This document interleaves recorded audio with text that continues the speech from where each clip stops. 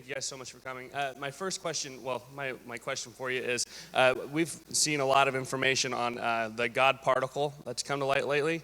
I just wanted to see what you had in reference to that. And a lot of atheists say that it's the defining thing that can prove without doubt that there was no God. So I was just curious as to the thought process behind the God particle. If you go to reasonablefaith.org, you'll find three things on the Higgs boson. There's a question of the week about 2 weeks ago that looks at this. There's an audio blog that I give on this. And then the third thing is a Reasonable Faith podcast with Kevin Harris. All of these address this question. There have been a lot of really, really irresponsible statements I've seen in the media by professional scientists about the theological significance of this particle. And I think it's very clear that naturalistic or atheistic thinkers are distorting science in order to try to get some mileage out of this. The Higgs boson is a particle that is part of the standard model of particle physics that everyone has accepted. It's just the last particle in that model to be empirically confirmed. Scientists always suspected it was there, but they just didn't have any evidence for it, and now they do, so that it ratifies the standard model of particle physics that everybody's been working with. This particle sets up a field throughout space so that other particles that are moving through this field acquire the various masses they do. The photon, for example, has no mass at all, but the electron has a very tiny mass, and this is determined by this Higgs field. This field is not eternal. It doesn't exist eternally into the past. When you get back to a certain point in the past, the universe is so dense and so hot that the four forces of nature don't even exist as separate forces. You have to have a grand unified theory, and that doesn't exist yet. Before that, you need a so-called theory of everything or a quantum theory of gravity. That doesn't exist yet. We don't know what it is. So this Higgs boson and the particle that it, and the model of particle physics that it describes is just part of the description of the universe as it exists at relatively low temperatures that we find today. But the particle doesn't do anything to explain the origin of the universe. It's not eternal. It's not necessary. It's just part of the standard model. It has no theological significance at all, so far as I can see.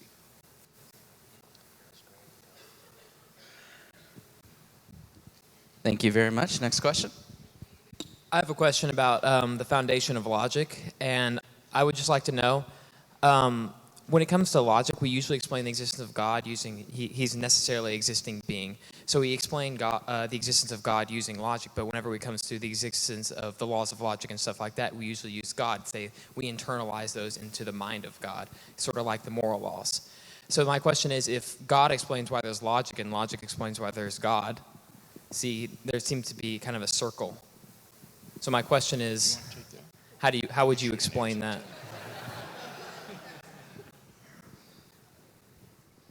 So you're asking about the relationship between God and logic. And we might answer this a little bit differently as if we were to compare notes here, but agree in general that logic doesn't have its own independent ontological status. Right? It's not like something that exists, but God is inherently logical in his nature. So this is a function of his omniscience, right? He knows everything. And then what God does is create in accordance with what he knows. And it's logical, it's rational, and it's reasonable. And we discover the laws of logic in the interest of acquiring knowledge and coming to believe what's true or what we hope is true based on our application of these laws.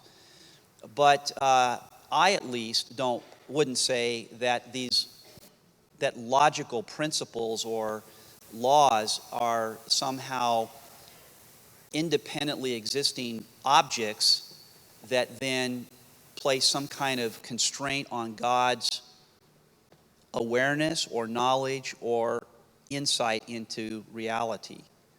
That, in effect, what you have is just our discovery of what is the nature of rationality as inherent or intrinsic to God's own nature. Awesome. Okay, let's try to get at least 2 more questions in. All right, I know you guys probably get to ask this a lot, but I kind of just want to hear it for myself. Does your store of knowledge, and as you research more and more, does this help your faith increase it, or does it damage it? As you learn more and more about science and philosophy and logic and all of this, does it help in your faith, or does it damage? It does both for me. Initially, some things may hurt my faith a little. When I get the challenge and I may not know the answer, maybe it will cause doubts.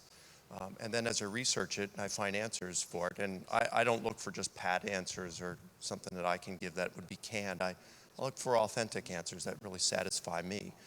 And once I get those, then it does help my faith. One of the things that has really helped my faith is to approach difficult questions authentically, genuinely, and try to find good answers. Because then when I do find answers that really, truly satisfy me, rather than just trying to appease, it bolsters my faith that Christianity is true. And one thing that has also helped me is debating skeptics. When I go against people like a Bart Ehrman, or just some of the toughest ones out there, and see the kind of objections that they have to the truth of Christianity, it just blows me away how weak their objections are. And if that's the best that they have, and if this knucklehead can answer guys like that, that just really bolsters my faith. So the more I debate the skeptics out there, the more it actually helps my faith.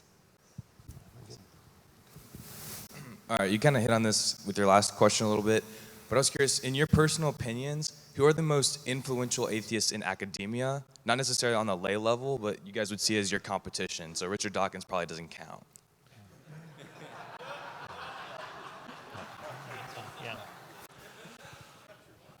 Yeah, well, I mean, I think that there have been significant influences just historically. People like Bertrand Russell, when he was an atheist, Antony Flew exerted a lot of influence. Others like Keith Parsons, I consider a very intelligent atheist.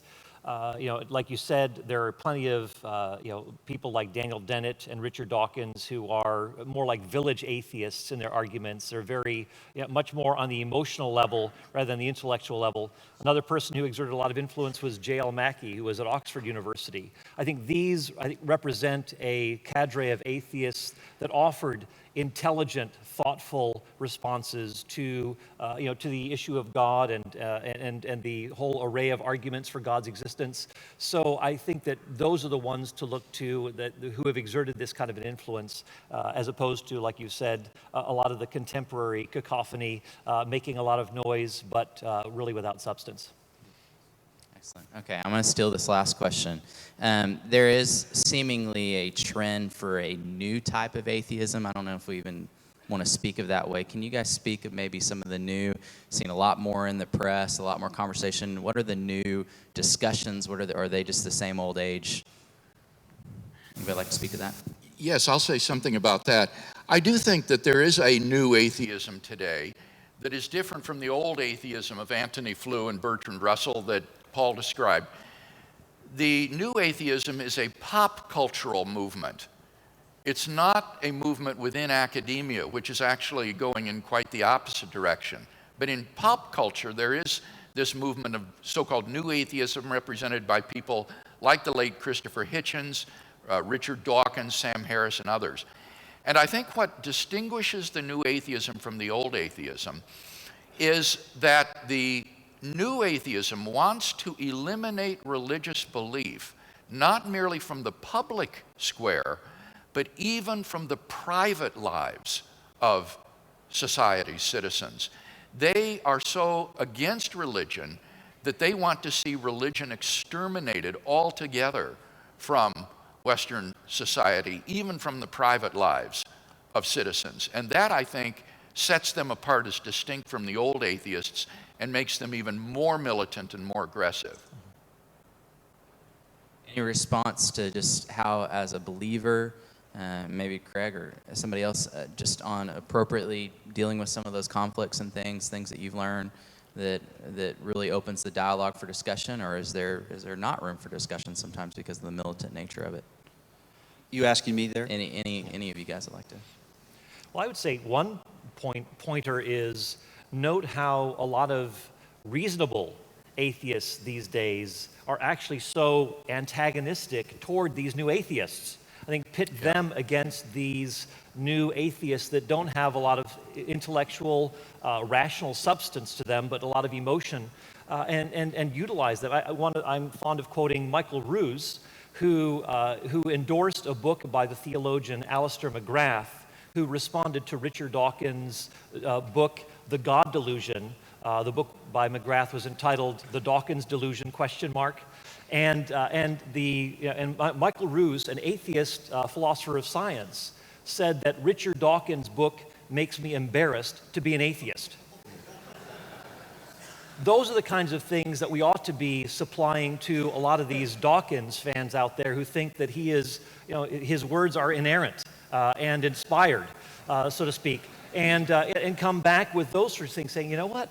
This is a fellow atheist who is making these kinds of comments. It's just ridiculous that so many people are being led astray by someone so really just uninformed about so many issues in philosophy. He repeatedly makes these blunders about Thomas Aquinas and other, the doctrine of the Trinity or whatever. I mean, a lot of these arguments are just totally vacuous because he just doesn't understand the argument or the context or the doctrine that he's critiquing.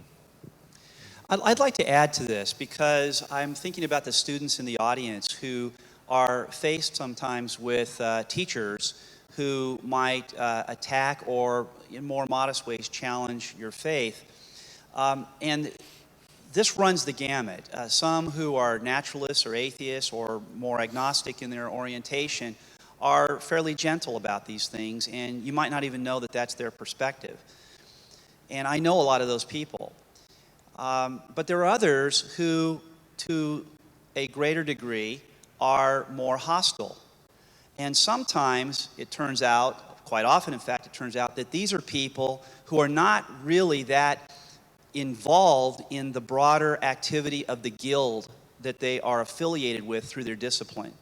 So what I mean, for example, is that you might have a philosophy professor at a community college or a four-year state university who teaches courses and hobnobs with his colleagues across the disciplines, but doesn't read the literature, doesn't go to conferences, doesn't publish, but takes all sorts of liberties in class to debunk Christian belief. Whereas his more responsible colleagues who are teaching at research universities, are going to conferences, are meeting with people like myself and Bill and these guys, we're all participants in the guild. They know us personally. And two things happen in many cases. One is they have a greater respect because there have been responses to their point of view. And they respect that even if they disagree. So it qualifies the way in which they attack. Maybe they don't even come out in the attack mode. The second thing is there's friendships that are developed. I have a number of friends who are highly esteemed philosophers who are either atheists or agnostics. And I think that our friendship does have a bearing on how they might conduct themselves in their classrooms, even if there's nobody there to sort of hold them accountable. So what I'm saying is that many times the most vocal, vociferous, hostile individuals are the ones who are strictly engaged at the popular level where they'll have a following, but they aren't connected up with the larger intellectual tradition that they are affiliated with officially through their discipline. Thank you, Dr. Gavitt. You guys give these guys a round of applause. Thank them.